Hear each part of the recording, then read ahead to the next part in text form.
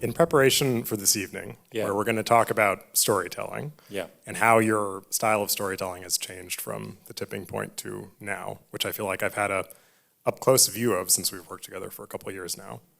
I asked you what you would like to talk about, and you told me to watch the Billy Joel documentary. Yes, I did. Which I did. It is 5 hours long. and I would now like to know why. Well, I had many thoughts about it. Don't you have many thoughts about it? I have many thoughts about it, yeah. All right, well, that's good enough reason. Did you like it? I was compelled by it. I didn't really like it very much as a documentary. Yes. Yeah. I thought it had flaws. I thought it was great subject, bad storytelling. Yeah, I would totally agree with that. I think Billy Joel is fascinating. Yeah. The documentary was kind of like, most of it was about how famous he is, which like the reason to do a documentary about Billy Joel is everyone already knows how famous he is. So you're just kind of like, you're in it from the start, and it's just, you know. I will a small confession before we go further with this. This is deeply embarrassing for me to admit this. I did not know he was Jewish. I thought he was Italian. I didn't know he was Jewish either. I also thought he was Italian. Half of the songs are about Italian restaurants. I know, like and then I was like, and not only he's Jewish, there's this incredible moment in the documentary. But this is part of what's wrong with the documentary. The second part, they're like, oh, by the way. So just, I don't know if you, spoiler alert. But you discover, so first of all, I'm learning, wait, he's Jewish? Not Italian? And then I learned that he's from this kind of haute bourgeoisie, German Jewish, like a highly educated, wealthy German Jewish family. With a crazy house. The house was beautiful. With and they owned a big garment factory in Nuremberg. Nuremberg? Yeah, because they could see the rally. They could see the rally from the house. See the rally from the house. And the Nazis took over the factory, and it was that factory they used to make the striped pajamas that were used in the concentration camp. And the detail, which is just an astonishing detail in the documentary, is that the tag on the back of the pajamas said like Joel clothing. Yeah. Which is, first of all, like, what? Like, and then but then we get into what's wrong with the documentary. Well, like where that detail is, it's at the like 3 hour mark of like 5 also. Yeah, but the broader thing is, we then learn about his father is kind of talked about in kind of whispery tones at the beginning. It's all about the father. It's all about the father. And Billy Joel he's like the most incurious about himself person. Like Howard Stern says this. He's like, Billy doesn't think he's complex psychologically, but he is. And Billy Joel's sort of like, yeah. The most complex psychologically people always think they're not complex psychologically. But he's not willing. Which is why we need a documentary about that kind of person. I agree, right? But then he should not be Billy Joel talks for 4 of the 5 hours. Way too much. It's like you should meet Billy Joel like 4.5 hours in, and the rest is just people talking about him. Exactly. Yeah. And also, so the thing about the grandfather is the incredibly sophisticated German industrialist. They flee the Nazis. The father somehow meets the mom, and it's a very unhappy marriage. And the father is kind of aloof, and he vanishes. And he vanishes from Billy Joel's life. And then Billy Joel rediscovers him living in Vienna, which is where the song... So, yes, this is where the documentary should have started. He's touring the Turnstiles album, which sucks, and it's not going well. Yeah. And his record label's about to drop him, and he's sort of like moaning and groaning on tour, and he's like, I want to find my dad, and he gets the telegraph saying he's in Vienna, and then he goes and meets him, and then that's the first song on The Stranger, which is the best Billy Joel album. And which is the best Billy Joel song, I think. Yes, Vienna Waits for You. You know Vienna Waits for You? It's about his father. Who knew this? I just thought he was like thinking about Linzer Tort. What do you? But what does the lyric "When will you realize Vienna waits for you" mean? Because I actually think it's one of the more complex Billy Joel lyrics. I don't have a settled position on this, but most of the rest, as we learn, are extremely literal. It's sort of like he's on a bus to New York, Yeah. And then he like gets home and he's like, I'm gonna write a song. And it's New York State of Mind where he's like, this is the bus I was just on. Yeah. Wait, what's And- your reading of Vienna Waits for You? Well, I think there's this sort of, I think the whole documentary should have been about The Stranger, the making of The Stranger. Because it's like, the rest of it, they sort of allude to the fact that Billy Joel's kind of a mimic and he's a little bit of a chameleon for the rest of his career. But that's like a singular Billy Joel record. Yeah. And I think that I feel that the rest of the doc is about him sort of like marrying these people and leaving them and not really examining that fact. And Vienna Waits for You, I think it's a prophecy. It's sort of like, it's about worrying about becoming your father, which is a thing he doesn't say. But he's like his marriage is already on the downswing, his first marriage. And he goes and meets his dad. And it's all counseling. It's addressed to himself. It's like, you can take a couple days off. You know, it's don't work so hard. It's when will you realize Vienna waits for you. I think it's sort of a like dark, it's like a portent. Yeah. What do you think? Or when will you realize that your father is sitting in Vienna waiting for you to reach out and to kind of try and reestablish, because there's all these, in the doc, first of all, backtrack. The documentary has a couple of some footage, incredibly awkward footage of Billy and his father. And then they give us a moment where Billy Joel's at some concert and invites his father up on stage. And then we get a glimpse. He says, Dad, if you want to come up, which, by the way, is such an incredibly heartbreaking locution. Yeah. If you want to, you could come up. And then we see that there's two grand pianos facing each other on stage. And then we get 5 seconds of Billy and his dad playing together on stage. That's it. But did you notice there's a story about when Billy Joel is young and he's playing, his dad's a classical music lover, and he's playing Beethoven or something, and then he says he started to sort of do a ragtime version of it, and his dad came downstairs and smacked him. And in that moment, when they get on stage, they're doing a ragtime classical music thing. And I think it's like a power thing. It's like, this is my stage now, like you were doing this. It's very, yeah. So, I mean, by the way, we're getting to the point here. Trust me. But we need to work through this a little bit longer. So the person who made this documentary was confronted with a big, sprawling subject, and in the middle of it, stumbles into something incredibly interesting, and then just leaves and goes back to more unsuccessful relationships, this endless story about songs coming out and songs. And like, the question is, what were they thinking? Like, why? Surely when you get to the dad, you realize, and this is why I wanted to start with this, because one of the principal mistakes that people make in storytelling is trying to tell too big of a story. And they do that out of insecurity.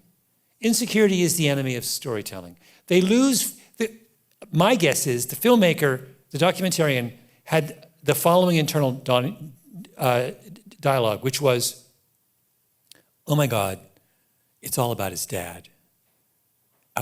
This is extraordinary about the family, the encounter with his father, the tortured relationship, but I can't do that. It's not enough. How do I do that and then they got scared and insecure and they started piling on. I got all this great footage from, what's her name? Second wife, the model, Christine Brinkley. I got all this great Christine Brinkley footage. I got to use that, and that compulsion when you over-report and you feel the need to just keep adding and adding all the stuff you have just because you have it. And what the essence of storytelling is throwing things out, not adding. And there's a gem there's a 90-minute documentary in the middle of that movie, which would be such a powerful sucker punch, but the documentarian lost confidence.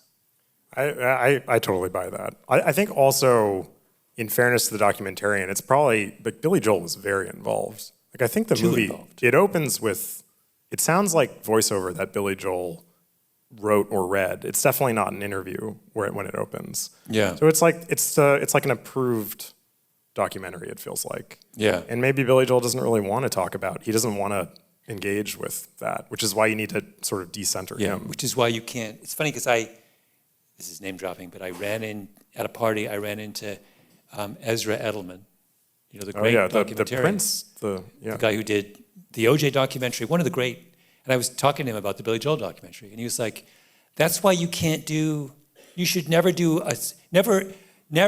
a project on a subject as fascinating and complicated as that, where you need the approval of the subject.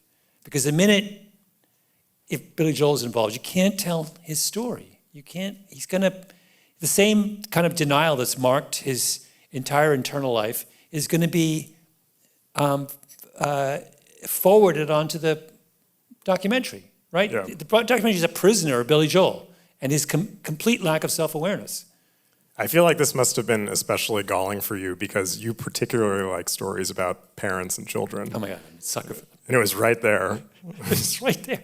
To my mind, I mean, this is so, I've talked about this many times, you know, my theory of asymmetrical parental attribution. You know this? No, I don't know this. My favorite theory, which is that at any given moment, when we try to explain ourselves through our parents, we can only explain ourselves through one of our parents. So it's not that we always pick one parent, it's that it oscillates, but you never say if someone says, where did your strong sense of curiosity come from? You never say, a little bit my father, a little bit my mother. No. You say, well, that's my mother. And then you're off, and the next 6 months, it's just all about my mom, right? And then someone asks you some other question, suddenly it's all about your dad. I thought it was because my friend Charles, I knew him for 23 years, and all of his narratives were about his father. Father. And then suddenly, like 2 years ago, he started to talk about his mother, and I was like, oh my God, it's your mother. And I was, of course, doing the very thing I was describing. I was engaging in asymmetrical parental attribution by proxy. Does it have anything to do with who's the leading figure in your own psyche right now? I think so. But I think, am I right that we all do this? I totally buy that. And it's one of the fun things you can do when you are trying to bring a character to life, is to play with that. Because we're so used to, we just fall into this trap of saying, she takes after her father and he takes after his, you can play with that when you're either by unexpectedly bringing in the other parent or by, you can, it's a kind of a very, very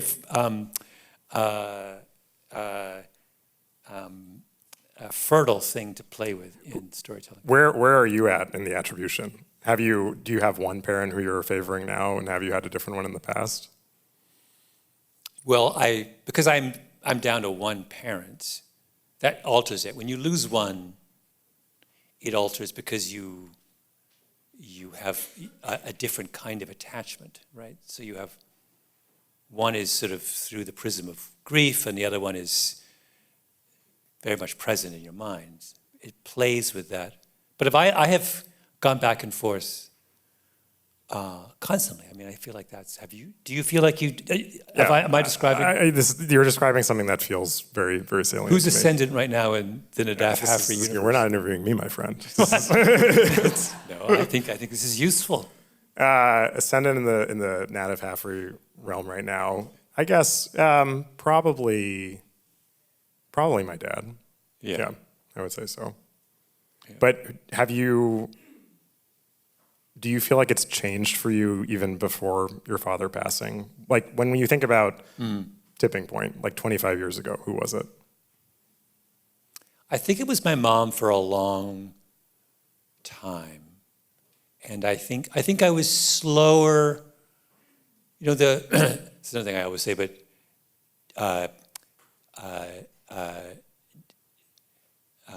Joe Weisberg, novelist, brother of a very good friend of mine, said this thing about his father, that my father died 20 years ago. I know him better now than I did back then, which is very, very, I think it's an incredibly insightful statement about how when you lose a parent, because there's not a flood of new data coming in, you're forced to deal with what you know and examine what you know. It's like, and you do in some sense learn about the lost parent in a way you don't learn about the living parent.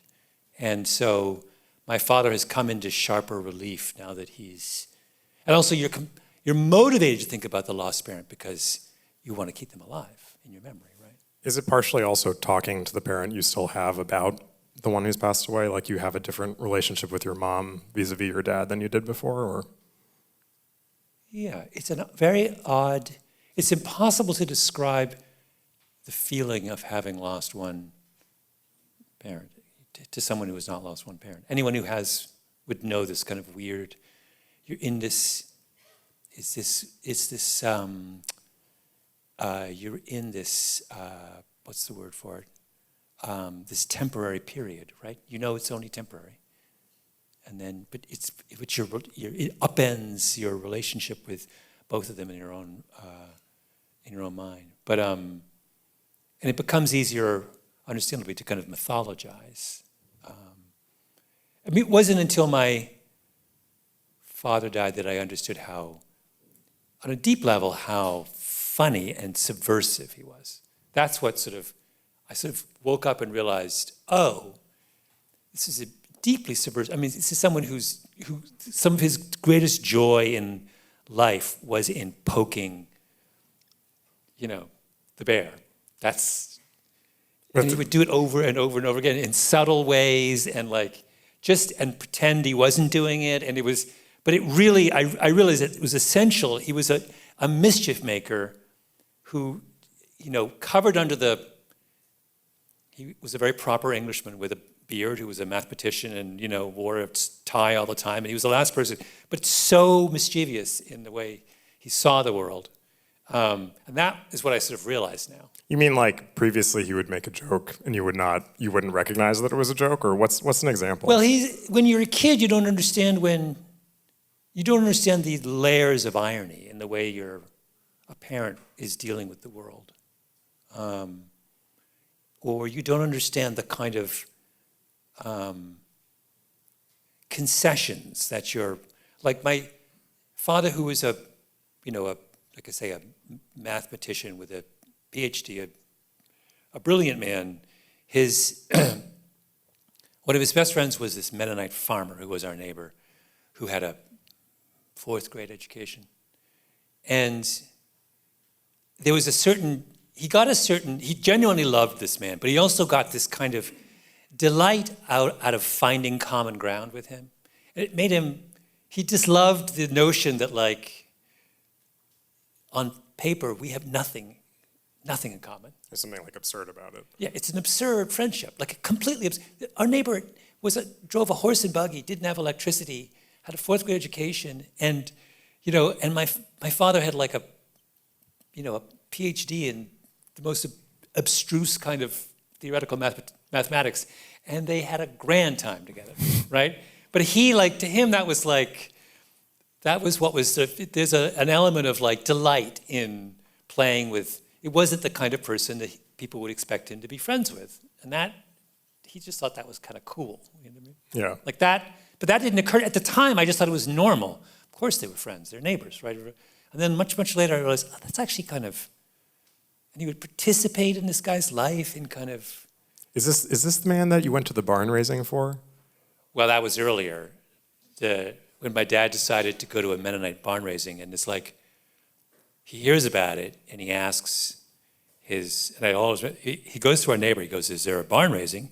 And these are Mennonites, they're older Mennonites, they speak Pennsylvania Deutsch, and so their English is heavily accented. They have this weird way of speaking English. And I'll always remember, my dad was everyone's name was either Bauman or Martin, or Weber.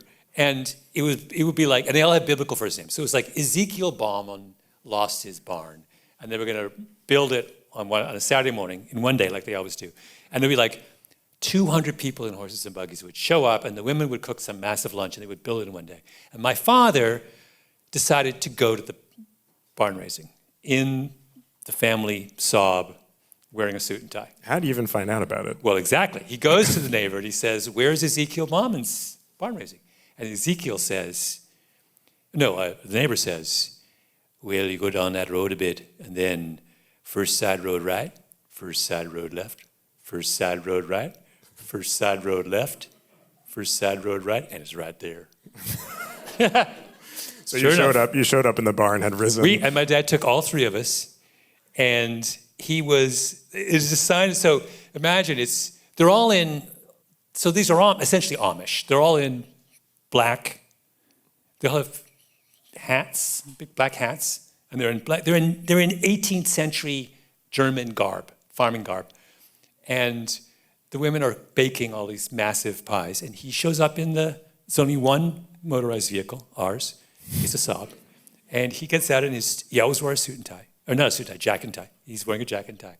And just marches up, knows no one there, and he says, "I'm here to help." And they're like, "Fine."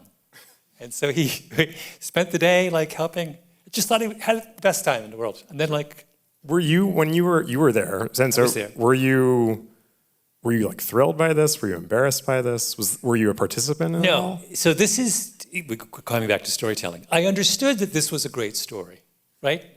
Like that my takeaway was, I get it. This is like, there's something kind of, this is the kind of story. I mean, I must have been maybe 7 or 8, but I understood this was the kind of thing you would read about in a book, right? Like the character, I mean, an English children's story might take this dimension. Yeah. The kind of outsider who comes and, participates in some culture and like hijinks ensue. Yeah.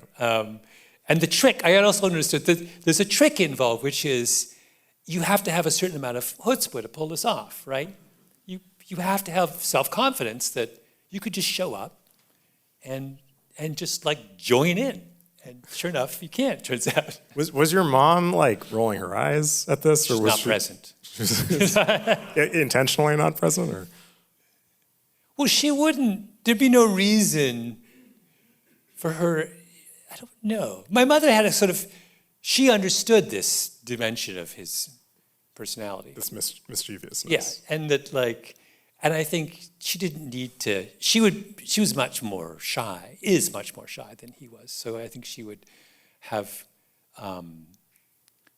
There's no reason for her to go, but there's a reason for us to go. I think because he wanted to sit. If you think about his life's project, because parents, I know now that I am belatedly a parent, you are telling in the process of parenting an ongoing story to your children about who you are and how it is to live your life and what it was important to him that we go because he was telling us a story about his relationship and what he wanted our relationship to be to difference, right? He marries my mom, who is black, in 1958 in England. Not a lot of white people marrying black women in England in 1958. That's part of his story. He didn't care, right? We shouldn't care either. So, and then it's the same kind of story with the Mennonites. I want to go to this, they need help. Ezekiel Bauman is a peer of mine. So we're going, right? And he needs to demonstrate to us that is something you can do if you have the desire and the self-confidence, right? The thing that stops you from doing that is not a lack of compassion or a willingness to help in. It is the fear of being embarrassed. Right. Well, there's also something interesting about like the sense that it is absurd, but only by someone else's lights. Yeah. That this is a great story because someone would see this and be like, oh, that's implausible. But it's also a wonderful thing to do because you're these people's neighbors.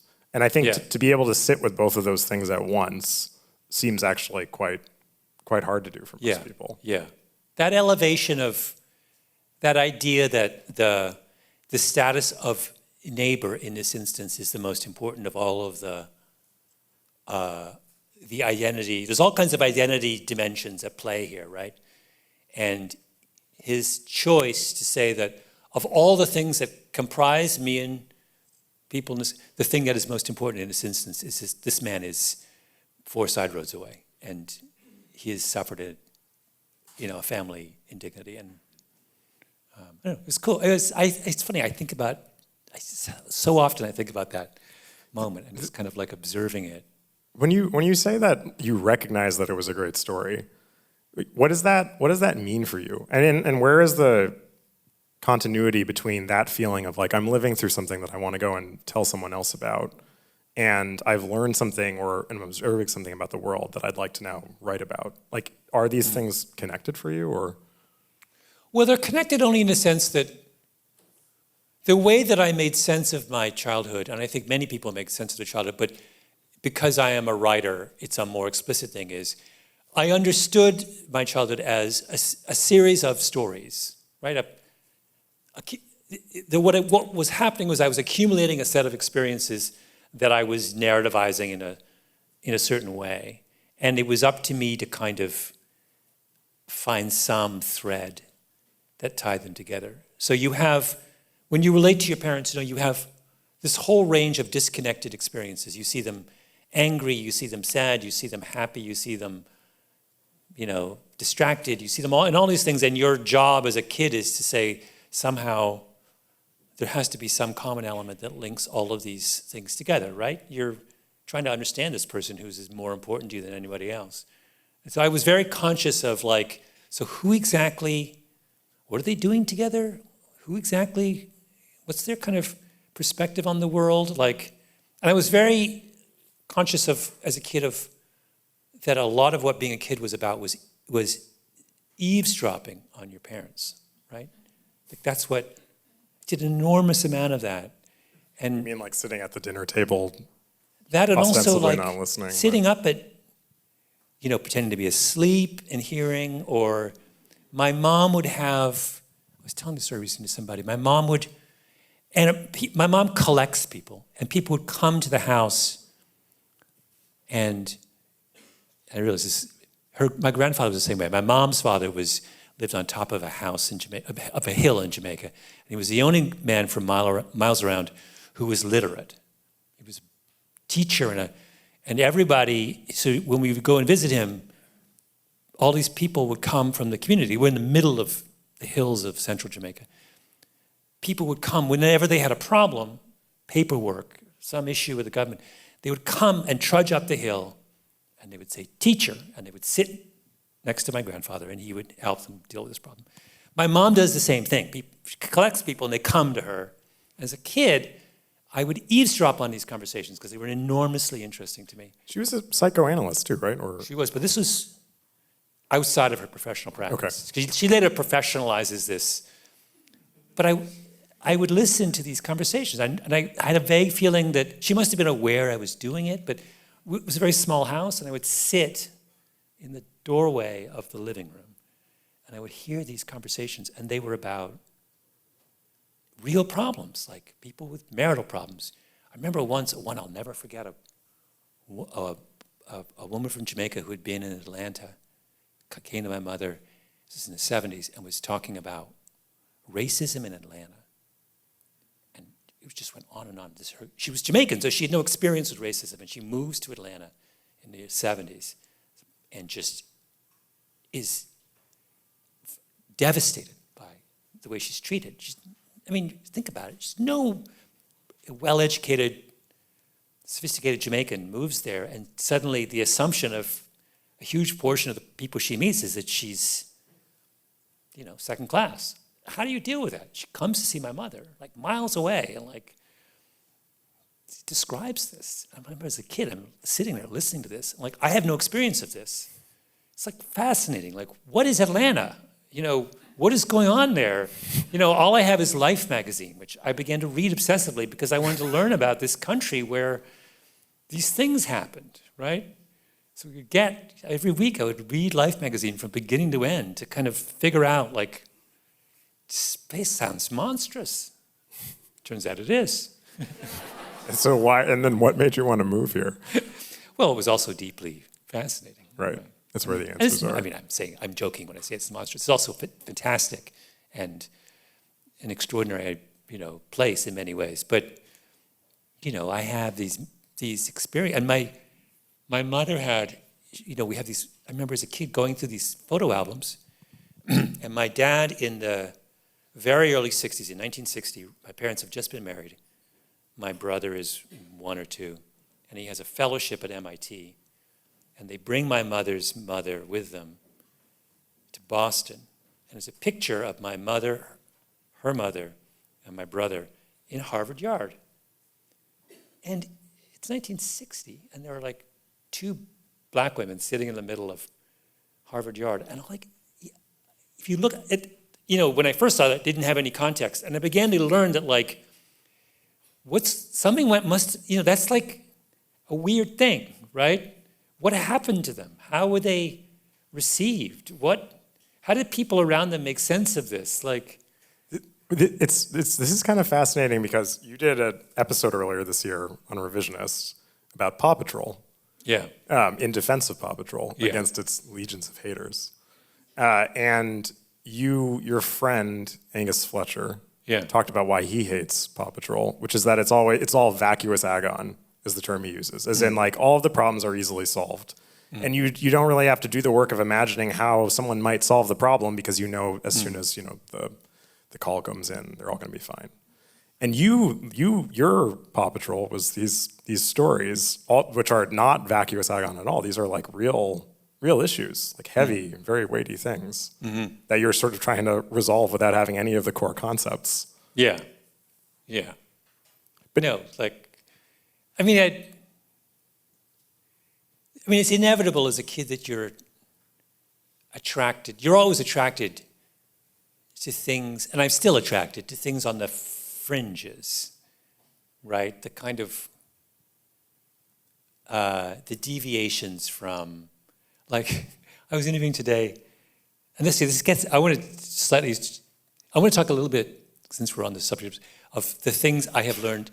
We've done a number of projects together, and I've actually learned an enormous amount of storytelling from working with you. Things that have really actually profoundly shifted, because I've never collaborated. You're really the first person I've ever collaborated with. Just so people know, Ben and I have collaborated on a number of series for Revisionist History. Our first major collaboration was the thing we did in the 1936 Olympics, and then we also collaborated on this thing that's dropping in 2 days. It's a true crime thing out of Alabama. And on the 36 Olympics thing, wait a second, this is a long way of answering a question that you... Totally fine. About Paw Patrol. But you had Ben in our 36 Olympics was going to contribute some episodes. And he had this idea to do an episode on Jesse Owens. And he described what he wanted to do. And privately I said to myself, it's just a terrible idea. It's not the direction I want to go. I don't understand but I thought in the most condescending way possible, I'll just let him do it. And if it's bad, we'll fix it or drop it. Turns out it's the best thing in the entire series. If you listen to the series, the centerpiece of this whole thing is this totally nuts story that Ben tells about Jesse Owens. The craziest story in the world. And so part of what I learned there was like making predictions about a story's power and direction and is a fool's game. You have to, what I did was, my mistake in that moment was the same mistake that the documentarian made in Billy Joel, which is I lost confidence in the story, right? I should have said, I should have just reserved judgment there was no reason for me to be jumping in my mind and judging on the basis of, and also neither of us knew at that moment that it was going to be that genius, right? And then, so the reason I bring this up is that with Alabama, our most recent thing called the Alabama murders, I took that lesson to heart, and it was all about this murder that takes place in Florence, Alabama. And Ben and I took a trip last February to Florence, and we had one interview planned and nothing else. And I was nervous about it, but I was like, you know what? Who knows? We should just go. I thought that was a terrible idea. And sure enough, it was genius. Yes. It was genius. Well, because someone saw you as soon as we landed, we got to the airport, we drove from the airport to the hotel, we're sitting in the cafe, and a guy's like, are you Malcolm Gladwell? And then you explain what you were doing, and he was like, I have like 15 people you should talk to. He said, no, he said more, even more, he said, and especially my friend Grant. You need to talk to Grant. Turns out Grant was the key to everything. Yeah. But then we did it again. We went back a second time, and we had a name of some guy who we start talking to him And he goes, we think he was crucial in understanding this particular murder. And the guy says, well, actually, I had a very small role, and he was not that interested in talking to us at length. But then he goes, but then my friend, what was his name? Ricky, you need to talk to Ricky. And we're like, okay. And then he goes, let me call him right now. So he picks up his phone, and we're right there. And we just go to Ricky's. And Ricky has everything. Yeah, that was amazing. Well, and I think it ties in with the Jesse Owens thing, because it's sort of like, I think this is what I've noticed about how you've worked this process on the Alabama murders, is you kind of make like a radical act of commitment to a story before you know where it's going to go. Yeah. And like you don't kick the tires and say like, oh, is this going to pan out? This American Life kills some insane number of their stories. Like, we never kill a story. We've never killed a story. You always you have this extreme confidence that there's something inherently interesting about whatever it is you've chosen to do, and you're going to trust it and also delight in the process of letting it unfurl, which I actually think it's very rare.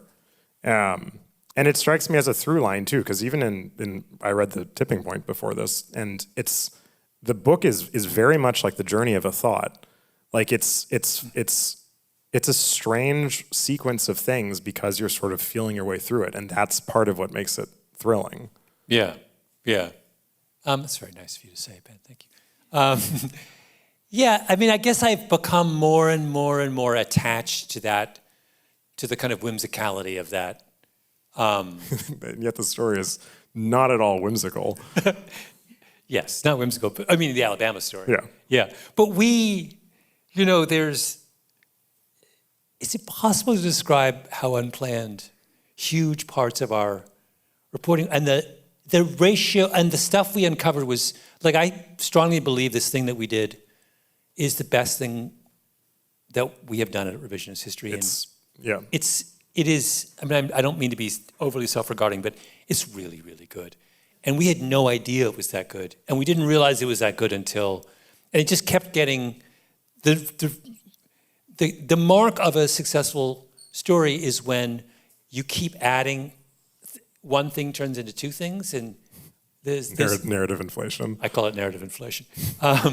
When you have a little kernel and the kernel yields more and more and more and more kind of, there's more sort of layers to it, and I don't know, there's something, it was, the experience with doing this thing was really, it was one of the most kind of powerful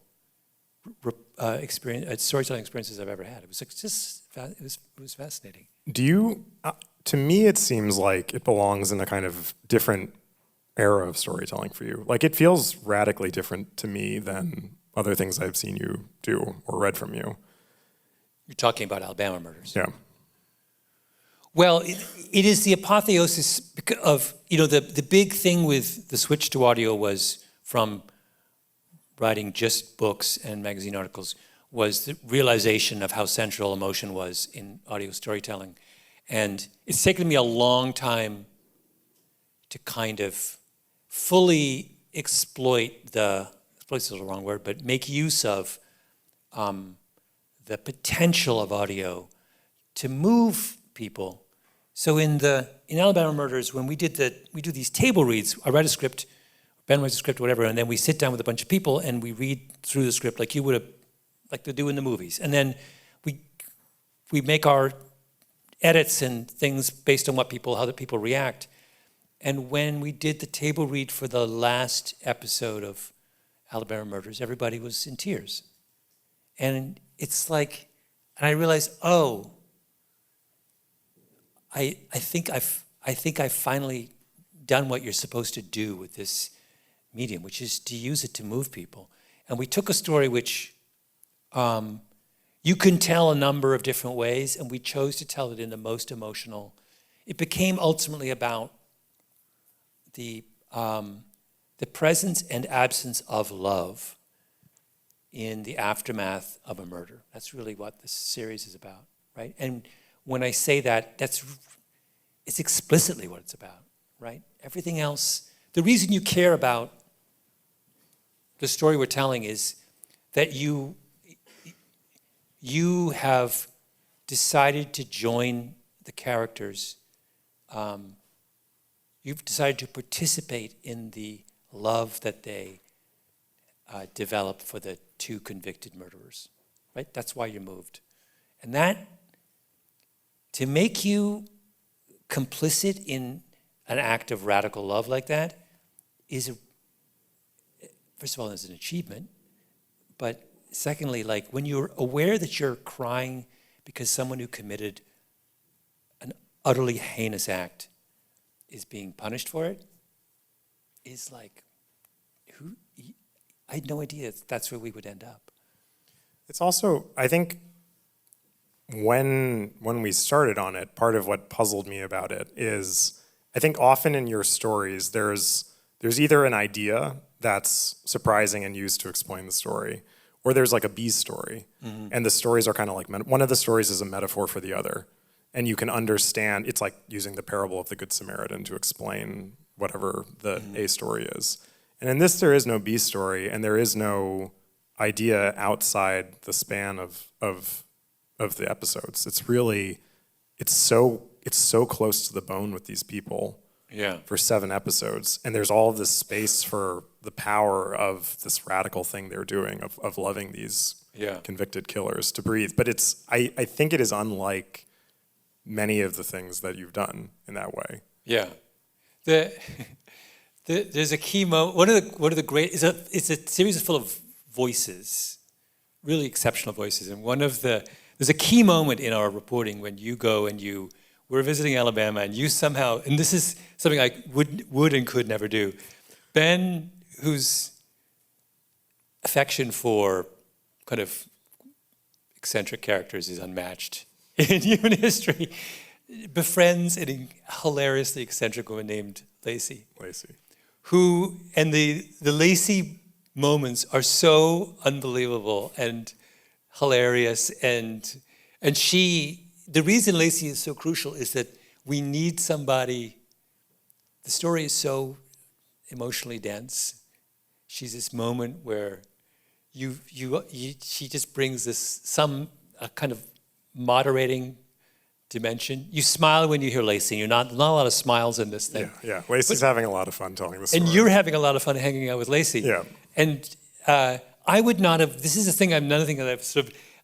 I was when you handed her that Lacey thing, and then you had this crazy phone call with Lacey where Lacey has another whole round of like, and my only thought was I never would have talked to Lacey, and I was trying to figure out why would I have missed Lacey? Why did you get Lacey? Well, I called her about her husband was the lawyer who had handled one of the appeals for one of the convicted men in the story, and he's no longer able to speak, and so she's running the whole law office herself. She's not a lawyer, but I was asking her if she could find these transcripts, and she began describing how she'd have to go to the attic, and it was very scary, and like the house, it basically made it sound like she was like alone in a haunted house. Mm-hmm. and then started like telling me all about the other people who worked in the office, and I was like, I'm having a great time.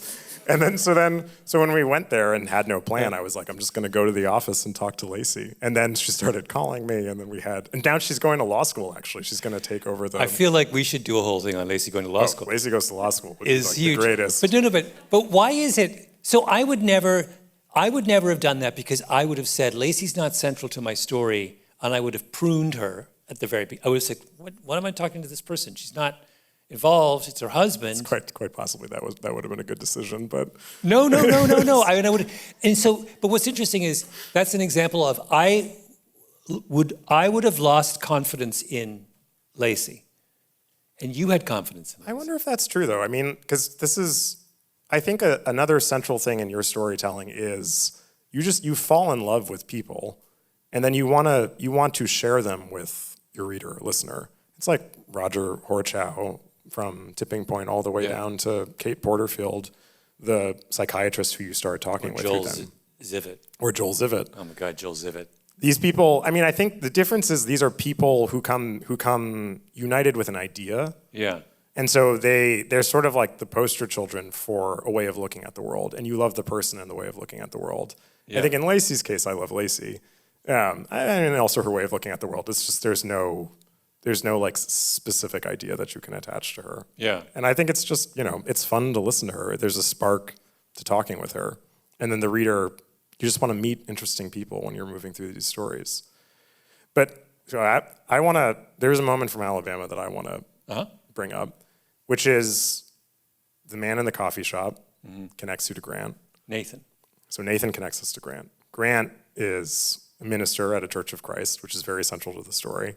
And he gives us a tour of all of the churches of Christ in the area. And then in thanks, you gave a speech at his church at Wednesday Magnolia. night prayer meeting, yeah. Yeah. And I was like sitting in the back, and when you got up and made the spontaneous decision to read some scripture, and then like before launching into your speech, it struck me, I was like, oh, this is where this has been headed. Like this is what this is all about. It's like it is kind of effectively sermonizing. Yeah. It's about, and I think there's, in this series, and also in your gun control series, you return to this phrase, sin is the failure to bother to care. And I think that's kind of like, to me, that represents this set of stories. Like you're preoccupied with that idea. And I wonder why is that the idea that you're preoccupied with right now? Well, the sermon mode is deeply familiar to me because that's, my parents are very religious. I went to church every Sunday growing up and was fortunate enough to have, through my entire adolescence, we went to church with a great preacher, like a seriously interesting, a kind of volatile, complicated, deeply sophisticated, depressive man. And I never met someone that kind of complex. And I would listen to him, and his sermons were this marvelous mix of things from the news and scripture. Right? Now, it's a very, very short walk from that to the kind of stuff I do now. So I've been that idea of seeing the events of the world through the prism of a text and through an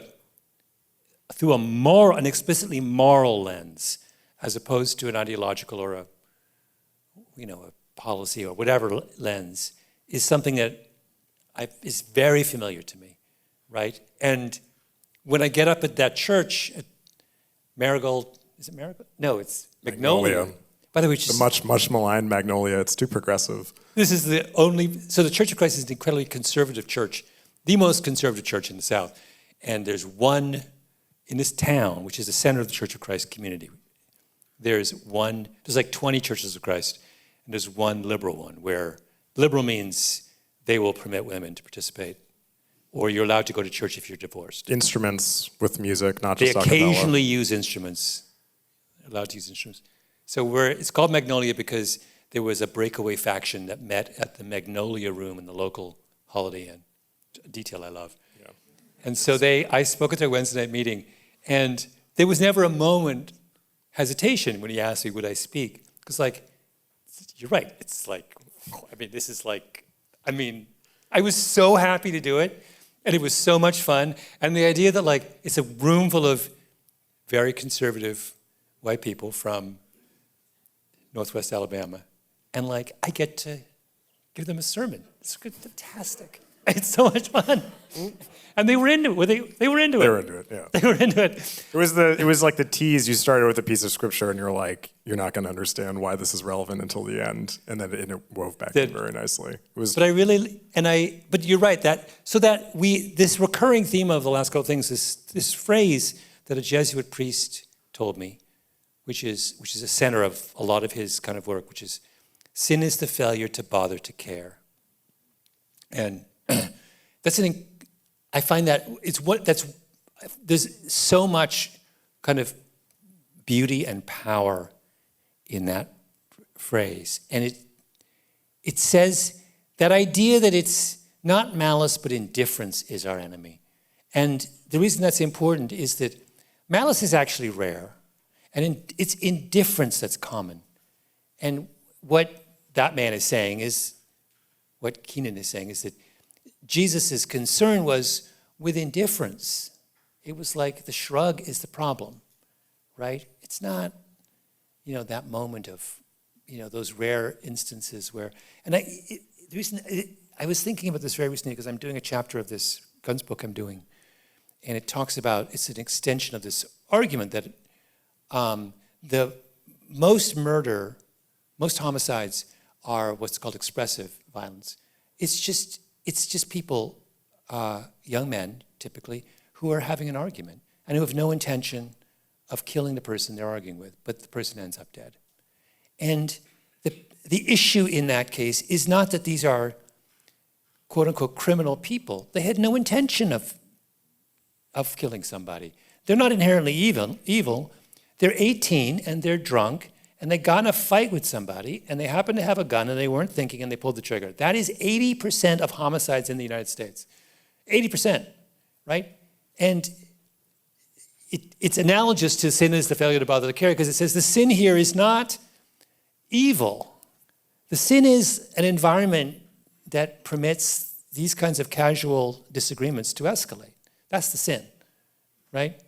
And that's like, I feel like everywhere I go, I see applications of this idea. And, if you told me, Malcolm, everything you do for the next 5 years would be a riff on sin is the failure to bother to care, I would be fine. I don't think you can say this enough, right? And that, but I do think like the idea of having a moral lens through which to tell a story is really, we don't do it enough, right? And in a world where we've lost the sermon as a kind of organizing principle for how we make sense of the world, then I think storytellers need to adopt the sermon model, right? Like, go back to the Billy Joel documentary. What's wrong with that documentary? That there's a really powerful and beautiful thing there about the failure of love between a father and son, right? The father abandons the son. What does the son do? Is both driven to the heights of creativity and the heights of self-destruction in pursuit of the love of the lost father. It's an incredible story, right? It's the prodigal son in reverse. It's the prodigal father who comes back into his son's life, but doesn't fulfill the son's life, like leaves the son still. Incredible story. The guy didn't want to tell that story. Why? He just wanted to tell a story about like the failure of all of his marriages. It's like, no. Yeah, it is a missed opportunity. Yeah. I know we have audience questions and I want to get to them, but I think on the Billy Joel's dad note and the sin is the failure to bother to care note, these three stories that, because I think Olympics is the failure to bother to care story as well. It's about, it's a farce, but it's about a group of people who can't be bothered to care, who see that what the Nazis are doing in Germany, and they're like, ooh, but the Olympics, like, pretty important to us. Like, we're just gonna sweep this under the rug. Yeah. And we're mocking them for failing to bother to care. Yeah. Guns and the Alabama murders are very much about what does it look like to bother to care? And what's the opposite of sin then, which is in the framework of this story, it's grace. It's like understanding why people do the things they do and therefore forgiving them. Yeah. And finding a way to love them in spite of it. One of the characters in Guns is this guy named Joel Zivit, who I'm slightly obsessed with, who is this completely brilliant Canadian, insanely handsome anesthesiologist from Atlanta who got involved in death penalty cases. And he has this whole riff about how, don't tell me that the person about to be executed is, a mother of two adorable children. I don't need that reason to care about them.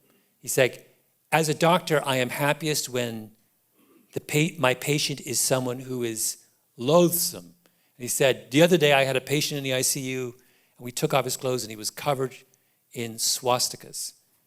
And I turned to my resident, and I said, this is my guy, right? He says this Zivit says this whole thing, and it's so powerful and moving.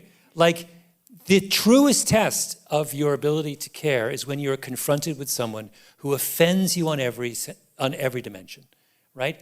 To care for someone who is just like you or who is in some way admirable is not a test of anything. It's about difference again. Yeah, it's like I loved him for that was such a central part of his ideology of being a doctor, that I'm here to minister to the dregs, right? That's when I'm most alive, you know. He's an amazing part of the series. Yeah, But I have a regular call with him now, you know. And how often? We talk once a month, and he works in an ICU.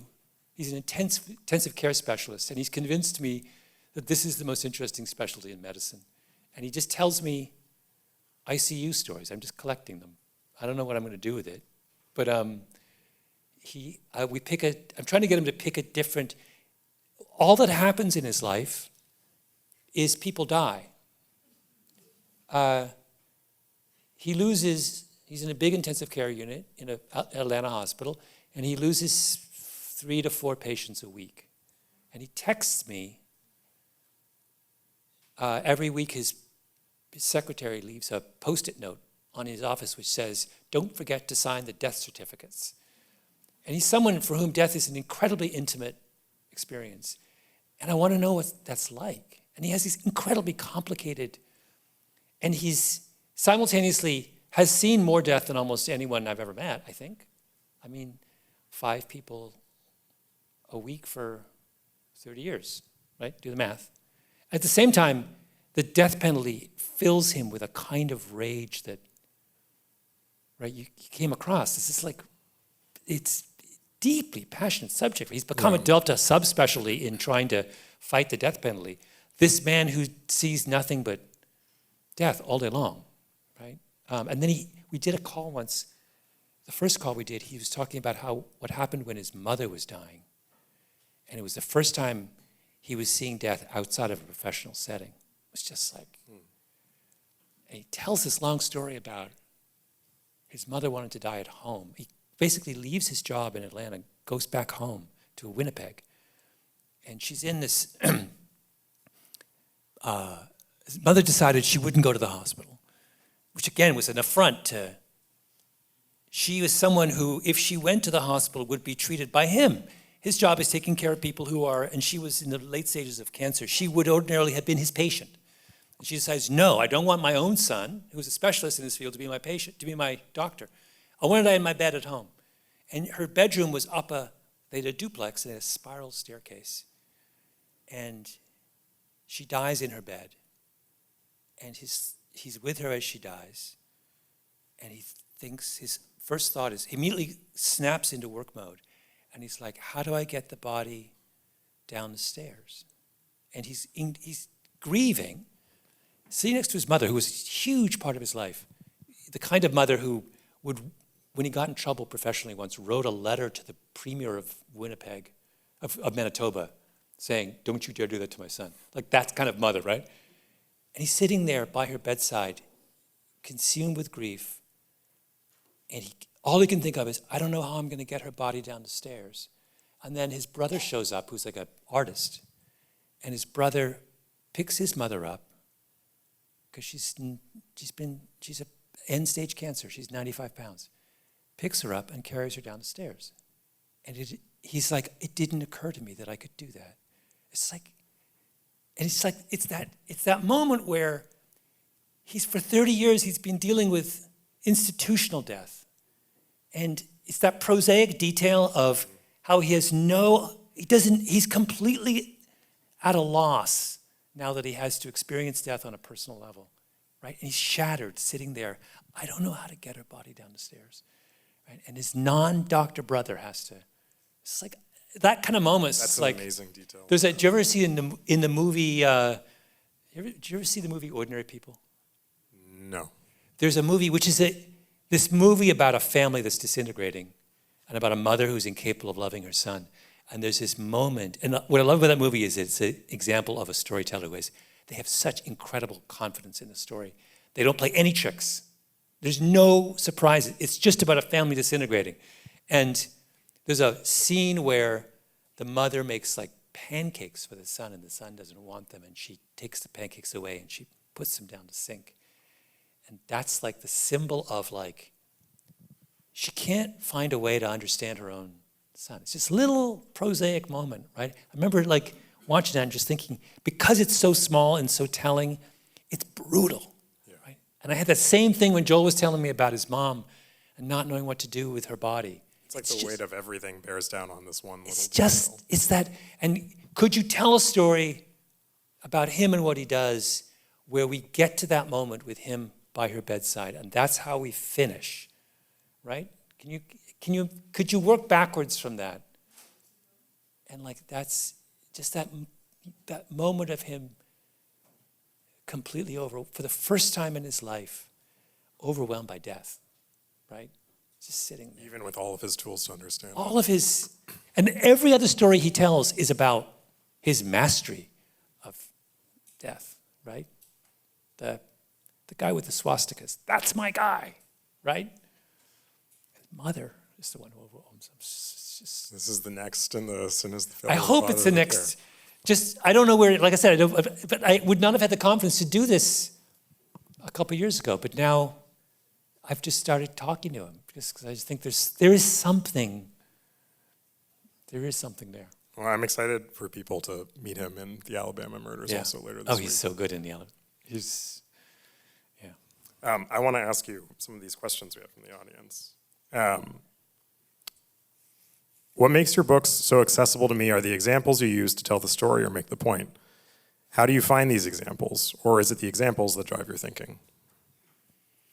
Well, I used to hunt for the examples, but increasingly it's the examples that drive my thinking. So like the story I just told about Joel Zivit is, the story will emerge from, I have that moment. I don't know what it means yet, but I would like to construct a story around that moment.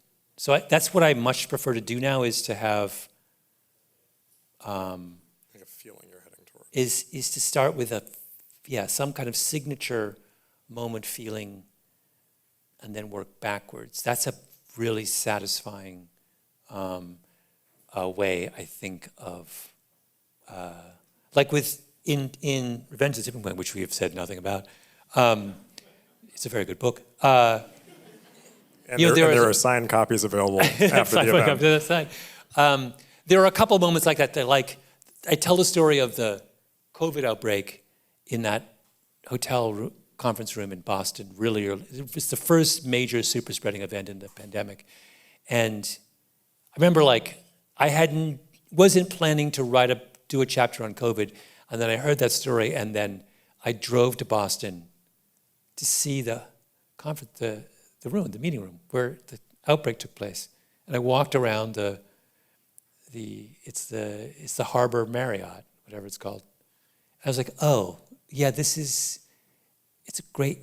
need to tell a story. Because I was imagining in my mind, it's March of 2020. And all these people at a biotech company have got together for their annual meeting, and they're really, really excited.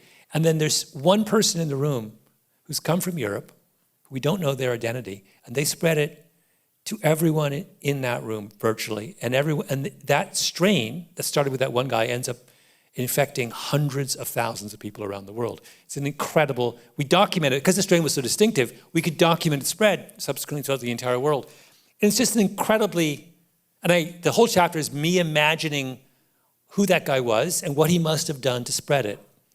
But it begins when you see the room, you're like, oh, it's like low ceilings, terrible HVAC, no windows, stale air, of course.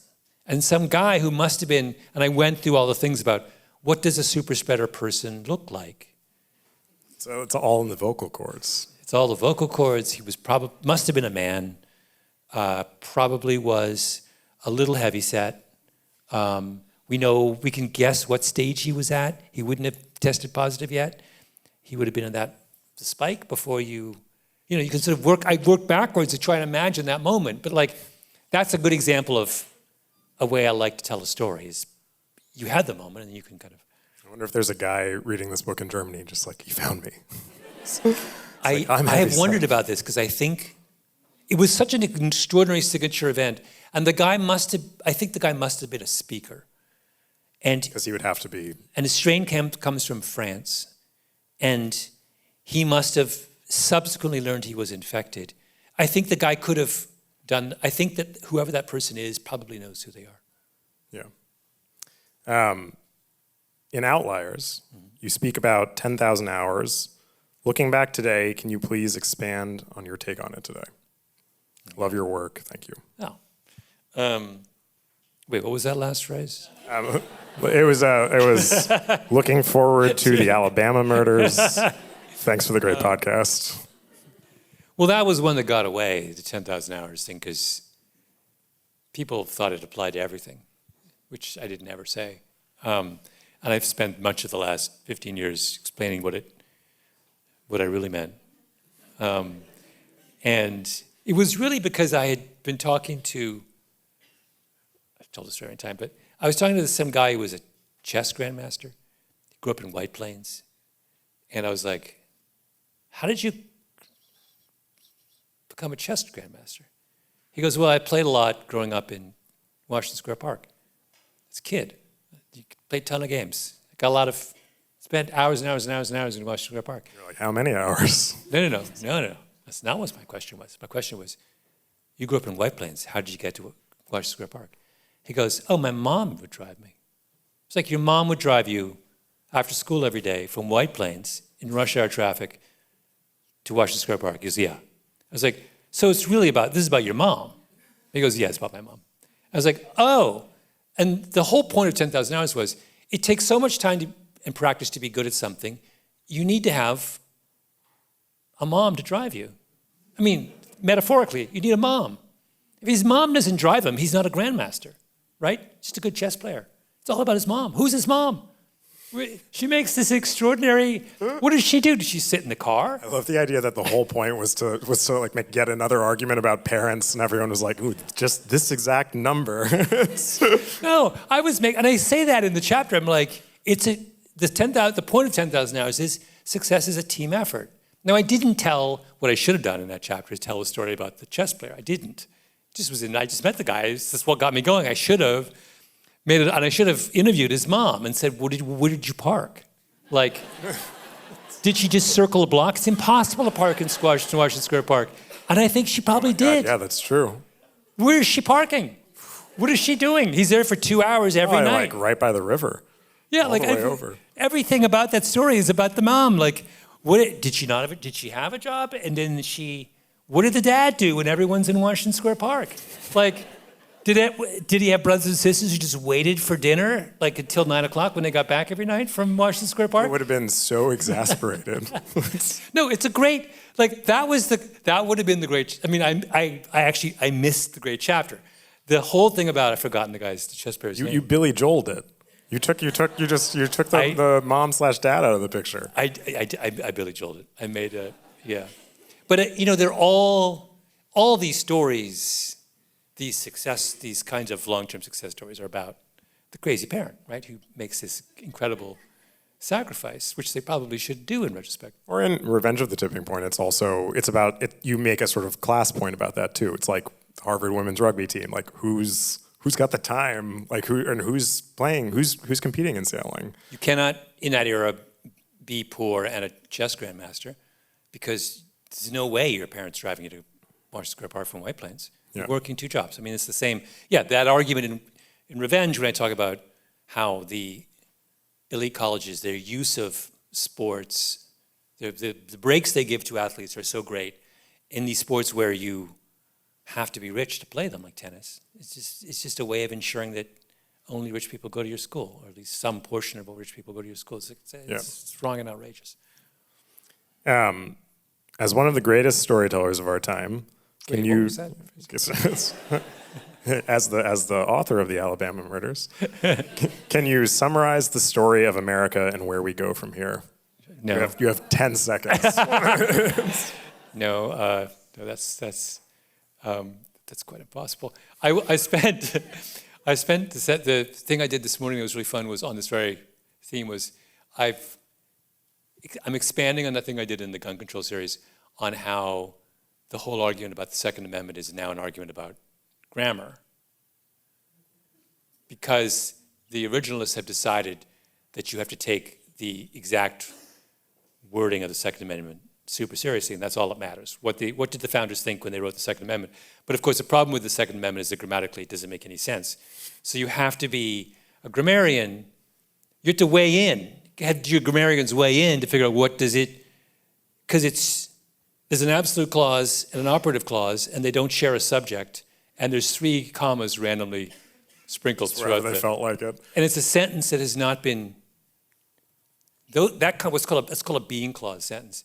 And that kind of sentence, where there's no shared subject between the absolute and the operative clause, has not been used. We now have these big, people have fed all these texts going back 500 years into these LLMs, these big databases. So you can now figure out, using every known text going back hundreds and hundreds of years, when did people use a sentence like this construction? And the particular construction of the Second Amendment has not been used in written American English since the 1920s. So it's been 100 years. So we have no experience with this particular It's like a sentence in The Great Gatsby. So every grammarian worth his or her salt has weighed in on the Second Amendment, and it's deeply hilarious. I mean, it's so absurd. So, and if you read the recent Supreme Court gun rulings, they're all about grammar, or they're about John Knight. They're about 13th and 14th century English history. And you're like, this is the weirdest thing I've ever seen. Like, no one else does this. This is like so bizarrely American. Like, pages and pages and pages of the crucial Bruin ruling are just about English medieval history. And you're like, have we lost our minds? Like, they never actually get to the question of whether the gun law in dispute is a good law or not. They never get to it because you're so busy parsing the commas and talking about 13th century medieval history. It's because they've already decided. I know, but like, there is no, it's so strange. Like, I was talking to someone this morning and she was like, I'm a grammarian, I do law on the side, I've written a lot about the Second Amendment. And I was like, does what you do strike you as absurd? She goes, well, yes, totally. It makes it. When I go to conferences, international conferences, they're like, what are you doing? She's like, I don't really know. That's what we do over in America is, she's feeding, her big thing was, in what percentage of texts, historically, has the phrase bear arms been used in a non-military context? And the answer is 13%. Are they all like stories about animals? It's like bear arms? No, it's always about an army. And so the gun rights people are like, when they say bear arms in the Second Amendment, they're talking about like the musket you have in your closet at home. She's like, well, actually, no, I've loaded every text from the 13th century on into a LLM. And in only 13% of the time is it about, in 87% of cases. Like, that's what we're doing now, sometimes this country is so bananas that like, and you get in deep, like I got in deep in this discussion of absolute and operative clauses. And there's a point where you have to check yourself, right? It's like 5-hour chapter on. And there's whole conferences devoted to it. And you could make a living on the grammar of the Second Amendment. It is a beautiful country. It's true. In close, we have one more question. What changed from tipping point to revenge of the tipping point? And I'm going to add my own question to this, which is you got married and you had 2 kids. Yeah. And that, to my mind, sort of begins the sin is the failure to bother to care era. Yeah. So I'm curious if you feel that's changed your storytelling, imagining your kids growing up and reading what you've written, listening to what you've made. Well, there's this moment, yes, I think that's right. I think it's impossible to have children and not start to see the world through an explicitly emotional and moral lens. But there's this moment, so I was thinking about this, and I was talking about this. in our Alabama murders thing, we have spent a lot of time with this extraordinary woman named Kate Porterfield, who's a psychologist who specializes in trauma. And we would have these, I did 20 hours of interviews with her. And we would talk a lot about these kinds of things. And I was telling her that one of the this is, to my mind, one of the most kind of emotionally brutal moments of the entire series. I was saying, the thing that surprised me, I was saying to Kate, the thing that surprises me as a parent that I didn't realize was how much I would care that my kids love me. Really, really matters when I'm just desperate for their affection.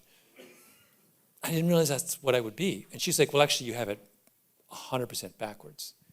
That the great, powerful, and deeply tragic thing about parenthood is that your kids' love for you is unconditional and infinite. And that's why the pain of betrayal is so great, right?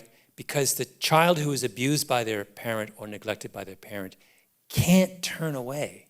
They keep coming back for more, right? That is the central tragic fact of why people get screwed up in the world, is that there is nothing that can dissuade them from wanting to love their parents, even if their parents do everything in their power to reject their children, right? Kids, and our story is a moment when we talk about the people we're talking about who have this infinite love for a truly catastrophic parent, and they carry that damage with them for the rest of their life. And I think about that and you realize, oh, I did it totally wrong. No, the issue is not me wanting to love them. It is that I need to be super careful in how I love them, because they're going to because they will tolerate, their level of tolerance for abuse is infinite. And that is an insane responsibility to give a human being, right? Nothing will dissuade your child from coming back for more, right? That kind of insight hit me as a parent more than anything anyone's ever told me about parenting. It's an incredibly powerful moment in the series too. Yeah. Because it is part of what makes you then love this man who's done something. I mean, no part of this is about exonerating these people, but it is about loving them in spite of them. Can you find a way to love him? Yeah. And she does. Kate Porterfield does, and when we understand that that's what she's done, it's heartbreaking. Yeah. She brought those to care. Yeah. Thank you for talking about all of this.